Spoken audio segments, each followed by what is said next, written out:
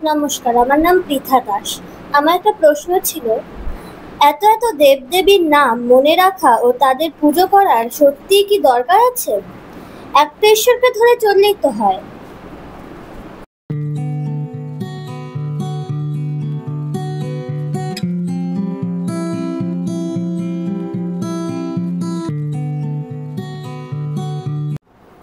প্রশ্ন এসছে, এত এত দেবদেবীর নাম মনে করে রাখা ও তাদের পূজা করার কি সত্যি দরকার আছে?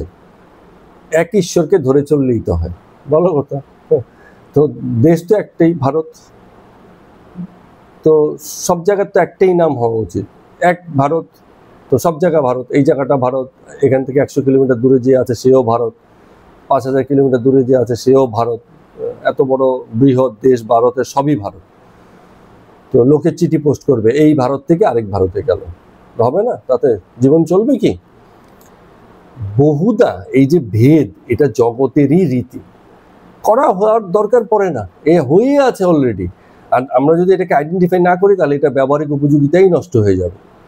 প্রকাশই বিভিন্ন রূপে, এই যে বলছে যে এত এত দেবদেবী, তারই তো প্রকাশ, সেই একই শক্তিরই প্রকাশ, একই মহাশক্তি প্রকাশিত হয়েছে এত এত রূপে, এবং এটা হয়েই আছে। আমরা ভেদ করিনি, ভেদ হয়েই আছে, আমরা শুধু আইডেন্টিফাই করেছি, বলেছি এই শক্তির এই নাম, এই শক্তির এই নাম, একে বলছি দেব, একে বলছি দেবী।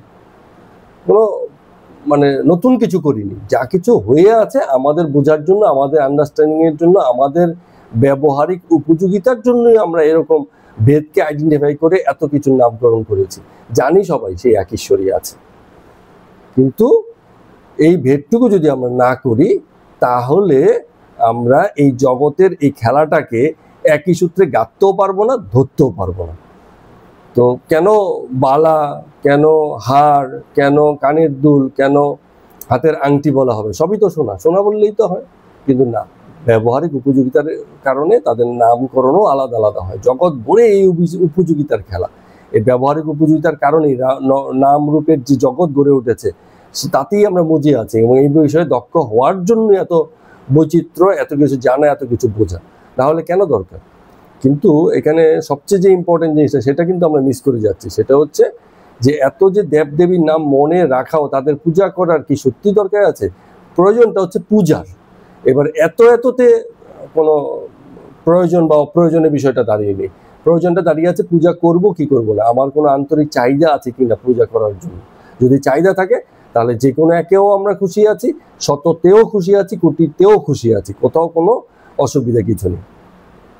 তো যদি আমরা এই খুশি নাই থাকতাম, তাহলে ধরো কোনো একটা সদ্য বিবাহ ইচ্ছুক যুবকের ক্ষেত্রে একজন স্ত্রী হলেই তো হয়, তাহলে তারা তো বাছাইয়ের সুযোগ কেন সে এত বাছাই করতে চাইবে?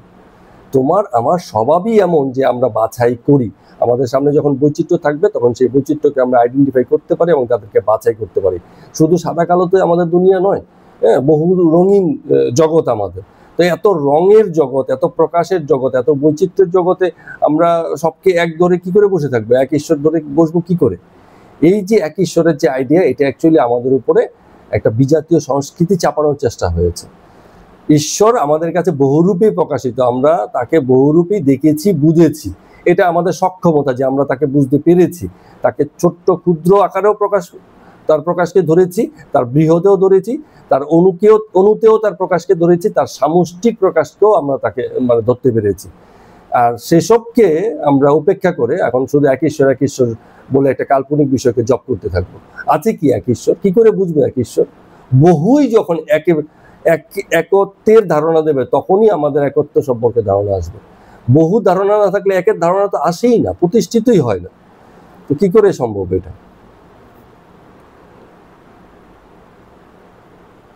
এই বৈচিত্র্যটা জগতে বর্তমান একটুখানি বোঝা দরকার, তাই তো জগৎ এত চ্যালেঞ্জিং আর এত আকর্ষণীয় হয়ে এসছে। তো এইটা এক ঈশ্বরের কথা সবাই জানে, কিন্তু এটাকে ধরে থাকবার, বুঝবার মতো চোখ আর মন কিন্তু আমাদের কোটি কোটি, আমরা কোটি কোটি আলাদা অস্তিত্ব, ক্ষুদ্র অস্তিত্ব, সেই এককে জানার চেষ্টা করছি। কিন্তু আমাদের সংখ্যা যেহেতু কোটি কোটি, ফলে আমাদের পছন্দ, আন্ডারস্ট্যান্ডিং, বোঝা, উপলব্ধি সবকিছু আলাদা আলাদা হবে। এটা খুবই স্বাভাবিক বিষয়। তো এই জগতের সবকিছুতে এই বিভাগগুলোকে মেনে নিই, শুধু ঈশ্বরকে বোঝার ক্ষেত্রে আমাদেরকে এককে বুঝতে হবে, এই আবার কেমন ধারণা হলো? যখন আছেনই তিনি বহু বহু রূপে বহু প্রকাশে। তো তার থেকেও বড় কথা, এই যে মিলিটারি আইন চাপিয়ে দেওয়া হলো যে তোমার ঈশ্বর একটাই আছে, একজনই আছে, হ্যাঁ, এই আইন চাপিয়ে দিয়েও তো এই বৈচিত্র্যটাকে বন্ধ করা যায়নি। এই কোটি কোটির প্রকাশ, এই কোটি কোটির আন্ডারস্ট্যান্ডিং, এই কোটি কোটির বুঝতে পারা, কোটি কোটি মনের গ্রহণের ক্ষমতা, এগুলো তো আলাদা আলাদা হয়েই আছে। এইসব আইন চাপিয়ে দিয়েও তো তাকে ধরে রাখা যায়নি। যখন যায়নি তখন আর এটাকে এরকম চাপাচাপি করে লাভ কি? হ্যাঁ, জগতে তার বহু রকম প্রকাশ আছে, সেগুলোকেই আমরা দেবদেবী হিসেবে আইডেন্টিফাই করেছি, তারই পূজা করেছি, কোনো অসুবিধা নেই। পূজা যখন ঘটেছে এক ঈশ্বরে ভেবে করলেও ঠিক আছে, ঈশ্বরের অনুরূপ ক্ষুদ্ররূপ তার কোনো শক্তির প্রকাশ ধরে করলেও ঠিক আছে, কোনো পার্থক্য কিছু নেই। যখন সামষ্টিক অর্থে ধরবো তখন তো একই আছে, আর যখন আমি অনু ক্ষুদ্র এবং সে ক্ষুদ্র রূপেই তাকে দেখবো, আমার সক্ষমতার জায়গা থেকে আমি দেখবো, তখন তো ভেদটা একেবারে প্রতিষ্ঠিত, তাকে অস্বীকার করার কোনো উপায় নেই। এসব ফাজলিমি না করে রিয়েলিটিটা খুব বোঝা দরকার, খুবই বোঝা দরকার, কেন এবং কি কারণে